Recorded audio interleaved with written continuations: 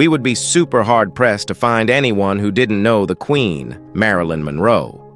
While Hollywood has produced a good stream of legends over the years, Marilyn is one of the most famous figures from the silver screen. But behind the diamonds, the breathy voice, and the studio-polished image was a woman who saw more shadows than light. In her last days, Marilyn didn't just leave behind a mystery, she left a list. These were not just drunk actors or politicians, but 5 Golden Age actors who, by her own words, were the worst in bed. Let's begin her list with Chapter 5, Marlon Brando.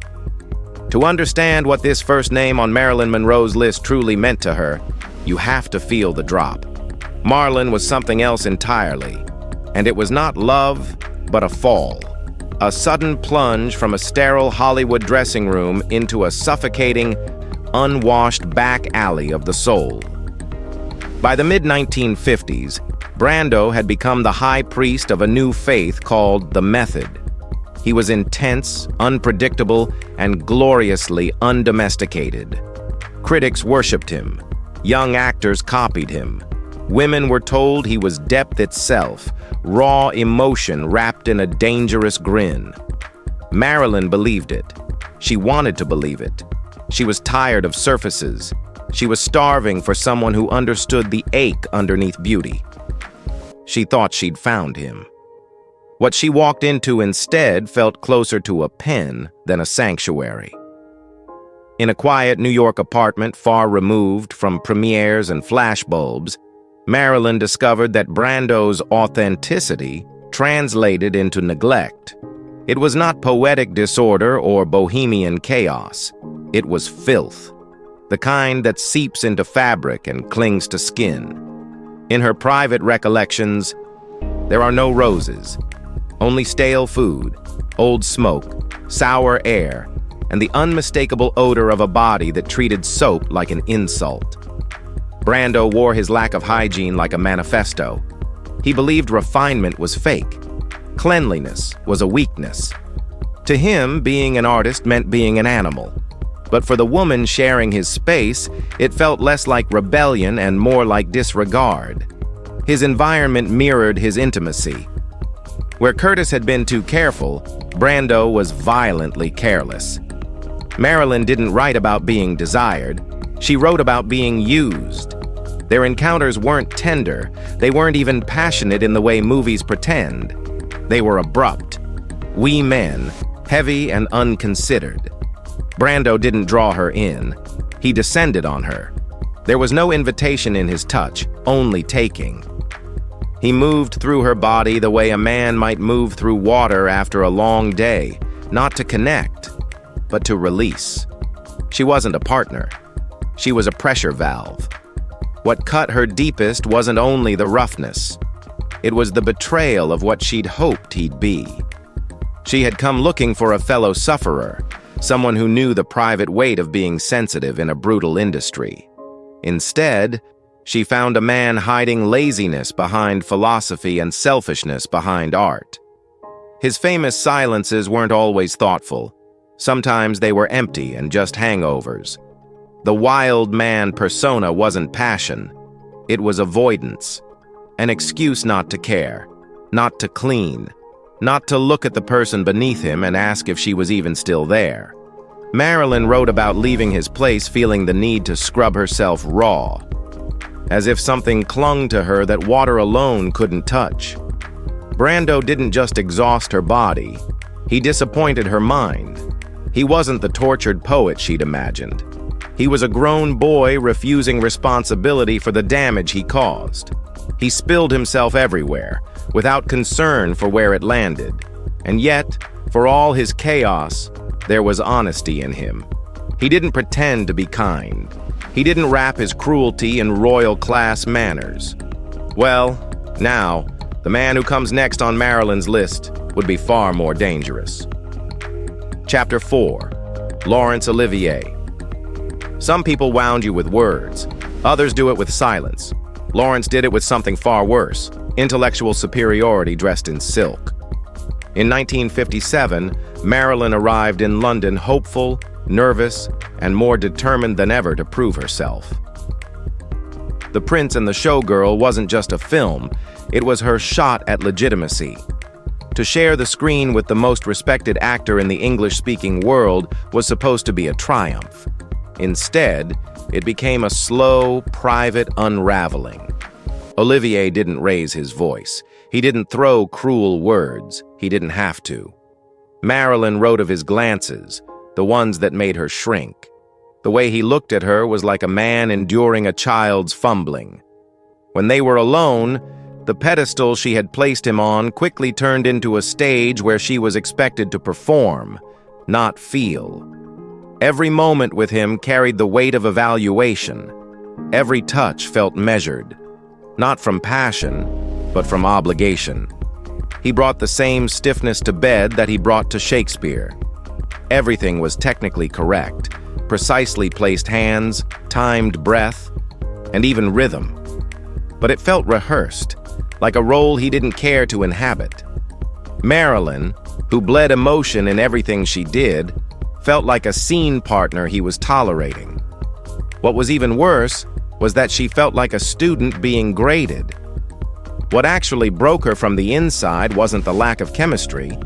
It was the humiliation of realizing he didn't see her mind. She had studied philosophy, psychology, and even literature, desperate to escape the dumb blonde box men loved to stuff her into. But Olivier never looked past the surface. His patronizing silences and condescending smiles chipped at her confidence more than any insult ever could. In the end, she left England not with respect, but with shame.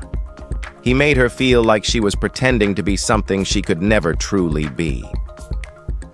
Not just unworthy of him, but unworthy of art itself, and that cut deeper than anything physical. Olivier didn't bruise her body. He dismantled her spirit. Now, the next name is far more heartbreaking. Chapter 3. Tony Curtis. Some wounds heal slowly. Some don't heal at all. They just settle beneath the skin, quietly burning. That was the kind of scar Tony left on Marilyn. To the world, he was the charming, sharp-featured heartthrob of Hollywood's golden age.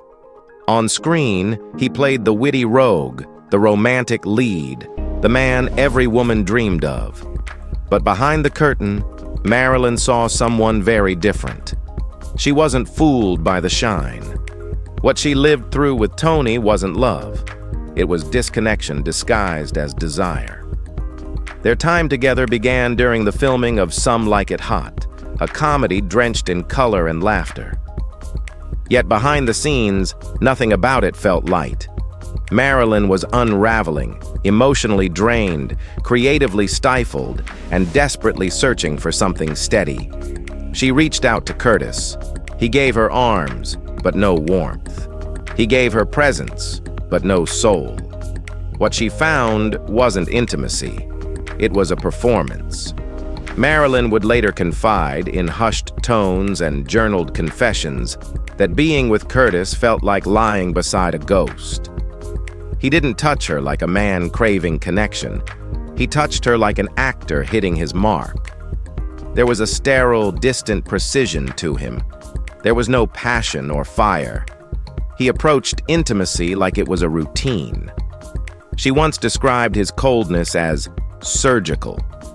It wasn't just that he didn't love her, it was that he seemed repulsed by the messiness of being human.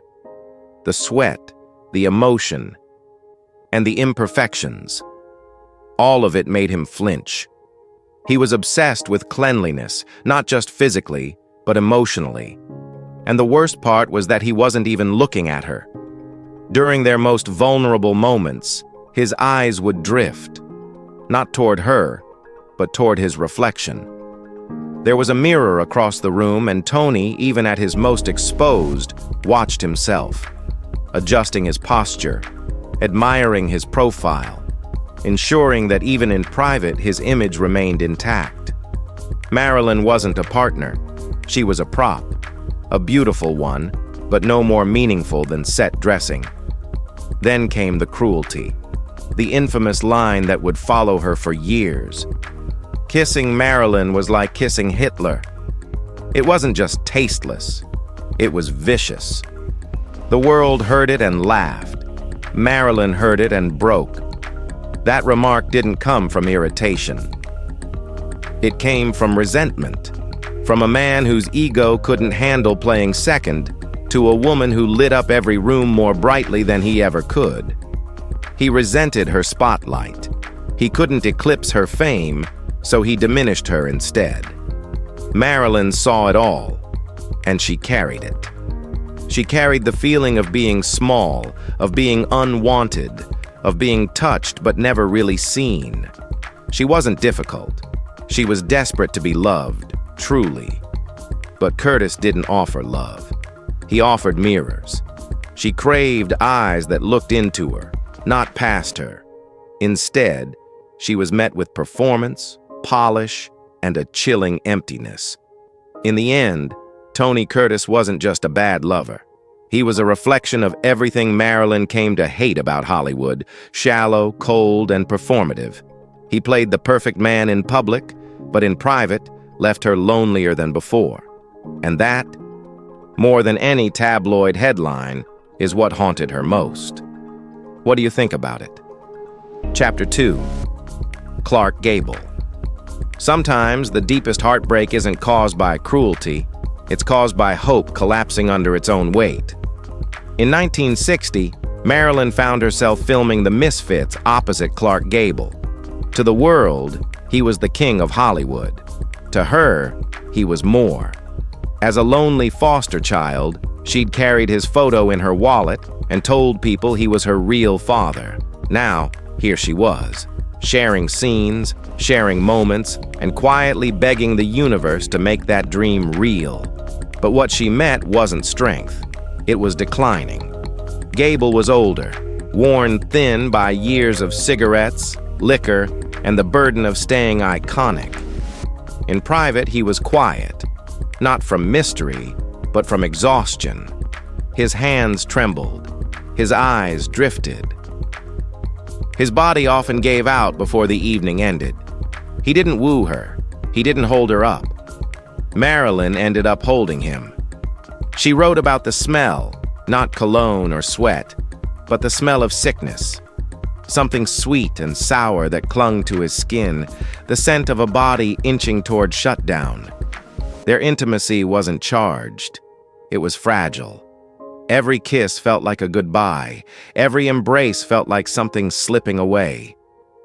Marilyn hadn't come to Nevada looking for lust. She came looking for protection. But instead of finding a man to shield her from life's chaos, she found herself wiping sweat from his brow, soothing his cough, waiting for his strength to return, but knowing it never would. She didn't feel used. She felt responsible. When Gable died just days after filming Wrapped, Marilyn's grief wasn't just sorrow, it was guilt. She believed she had worn him out, that her emotional weight, her delays, her chaos had helped kill him. It wasn't true, but it felt true to her. He was the only man on her list she didn't resent. That's what made it unbearable. The others bruised her pride. Gable broke her hope. She realized that the man she'd clung to as a symbol of safety was just as human, just as breakable as everyone else, and that no one, not even your heroes, can save you from loneliness. That truth left her colder than any empty bed ever could. Chapter 1. Frank Sinatra. If Tony was polish without substance and Marlon was chaos without care, Frank was something colder than both. He was in control. Moving from Brando to Sinatra wasn't a fall into a mess. It was a climb into thin air, where warmth disappears and breathing itself becomes difficult. Marilyn's private recollections shift sharply here. The dirt vanishes. The disorder vanishes. What replaces it is power so absolute, it drains every room of oxygen. Her writing brings us to 1961, to the pine-heavy air of the Cal Neva Lodge on the edge of Lake Tahoe. Officially, it was a resort. In reality, It was a stronghold, a place where tuxedos brushed shoulders with triggermen, where Hollywood glamour quietly negotiated with organized crime. And at the center of it all sat Sinatra. To the public, he was elegance, the voice, the smile, the man who sang about tenderness as he invented it. But Marilyn saw something else. She saw a man who didn't understand closeness, only possession. With Sinatra, intimacy wasn't messy or emotional. It was procedural. Marilyn didn't describe passion. She described schedules, control, order.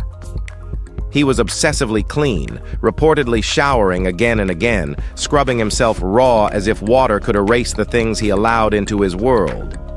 Yet none of that cleanliness reached his heart. It stopped at the skin. In bed, there was no curiosity, no softness, no sense that another human being existed beside him. He didn't reach for her. He directed her. His touch carried the same authority he used in back rooms and private clubs. Everything happened his way, on his clock, for his satisfaction. Where Brando had been careless, Sinatra was deliberate. He ignored her needs not because he forgot them, but because he didn't recognize them as real. Marilyn wrote about being positioned rather than held, about being instructed rather than desired. The famous voice that crooned about love lost all warmth behind closed doors. It became flat. Managerial. There was nothing intimate about it. The act felt less like a connection and more like a business arrangement being completed. What followed hurt even more. There was no lingering. When Sinatra was done, he was finished. He often rose, dressed, and returned to the card tables and laughter, leaving Marilyn alone in the chilled sheets. Not gently dismissed, abandoned mid-silence. She wrote about lying there, listening to distant voices, realizing she felt more like an object that had served its purpose than a woman who had shared herself. But the darkness didn't end at indifference. In her most painful reflections, Marilyn hinted at something far more disturbing. At the Cal Neva, she didn't feel like a companion. She felt like leverage, like something that could be displayed, offered, used to strengthen alliances. The thought hollowed her. To Sinatra, she wasn't only a lover. She was a symbol, a prize. Potentially even a bargaining chip in a world where men collected people the way they collected favors. That realization cut deeper than any insult. It stripped her of personhood, reduced her to the surface again. But this time, not for Hollywood, for power. Sinatra embodied a brutal truth Marilyn was slowly being forced to face. That money and influence don't soften men. They often reveal them. He wore perfect suits. He drank the finest liquor. He sang about devotion. Yet behind it lived a man who treated affection like ownership and presence like entitlement. Still, for all his coldness, Sinatra was visible. His cruelty announced itself. He was a gangster in a star's body. The man who follows him on Marilyn's list would be more dangerous. Because he didn't dominate her body. He dismantled her mind. Well, we hope you've enjoyed this video. If you did, be sure to like it and subscribe for more stories like this. Thanks for joining us, and we'll catch you later.